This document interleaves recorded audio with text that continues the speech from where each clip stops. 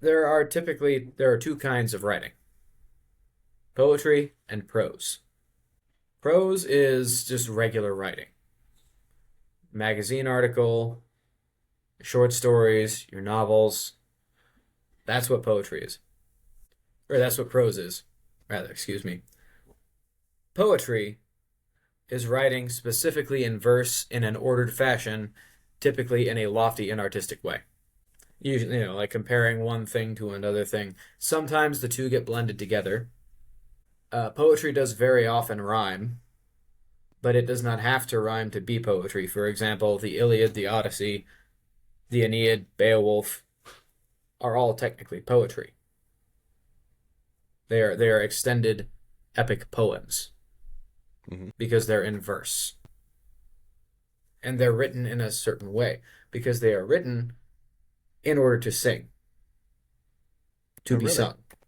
Parts of them in order to be sung, but also when there is an intended rhythm, when there is an intended order to the writing, when it is read by somebody who knows how to correctly read it aloud, it grabs the attention differently. Mm. So the Iliad and the Odyssey were originally spoken word.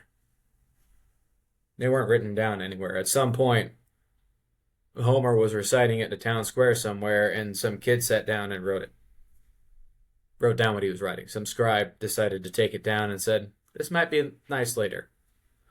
But poetry is best and best experienced spoken. Poetry being read is still good, but it's best experienced when it's spoken because it uses the language, it uses the natural syllables and rhythm of the language and manipulates it in such a way that it is very pleasing to the ears and it is edifying to the mind. So, in short, basically, it is the art that adds beauty to language. It creates more beauty and order for the language. And actually, reading and understanding poetry will help you write and read and understand prose better because you will understand a way to write in rhythm. And then it's actually even more accessible for other people. You can use higher language and you can use a greater vocabulary, perhaps, or you can write in a much fancier and elegant way, and people will still understand you Hmm. because there's something in the rhythm of poetry that makes it natural. It's all in the presentation. For example, if I were to say, in the Merchant of Venice, Portia says, "If to do were as easy as to know what were good to do, then chapels had been churches, and poor men's cottages princes' palaces. It is a good divine that follows his own instruction, but a hot temper leaps on. I could easier teach 20 what were good to be done than to be one of the 20 to follow mine own teaching."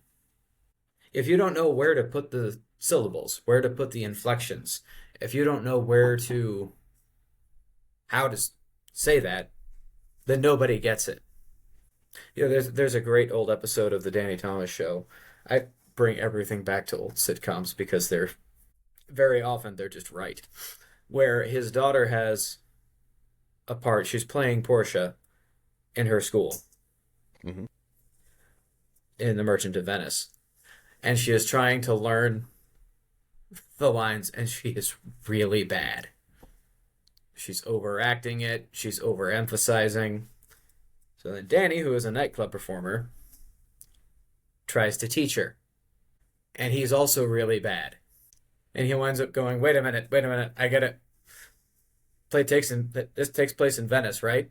She goes, "Yeah," and he goes, "Then I know what's wrong. Here, I'll fix it. As so good a diviner will follows his own instruction," and then it just cuts. But later, his son finds an Englishman in the park. Really, he's just a bum, but he's reciting Shakespeare, and he's doing it really well. So the son brings him home, and he winds up getting hired as the daughter's Shakespearean coach. But he proves himself by interrupting Danny while Danny's in the middle of very badly reciting that soliloquy that I just did an excerpt of. And for context, the son, who is like 9 or 10 years old, has this entire time been complaining that he doesn't understand a word of it. And then when this gentleman comes in from the park and recites the soliloquy, the boy goes, "Oh, so that's what it means." When it is Hmm. read correctly, anybody can understand it. Shakespeare built that theater for the common people, and the common people would come and see his plays. His vocabulary was still much greater than the vocabulary of the common person in England back in the day, because he was an educated man. But people still came to his plays and still understood them because they were so well performed. Because there's more life to it than you can get just from a page. Right. Hmm. When you watching Hamlet and you hear, "Alas, poor Yorick, I knew him, Horatio," or "to be or not to be, that is the question." When you hear it, unless you know how to read it, it comes on far better than when you are just reading it. And poetry is the same way. Technically, playwriting is prose, technically, but it's sort of the meeting point between poetry and prose. Now, poetry that everybody has access to is the Psalms. Yeah, we don't think of those as poems, I guess. They are. But it They're works, written in yeah. verse. They're intended to be sung in the temple. Well, and they even say that in the headings. Psalm such and such is a song of praise from David. Right. They're songs. They're intended to be sung in the temple during the sacrifice and during the regular Shabbat. And the Jews in the synagogues today, the cantor will sing them, and we, as Catholics, we will sing them as well. But they're still ultimately poems. They are verse, written word. You who dwell in the shelter of the Most High and abide in the shade of the Almighty. 1,000 may fall at your side, 10,000 at your right. You it will never approach, for his faithfulness is buckler and shield. Yeah, anybody can understand that.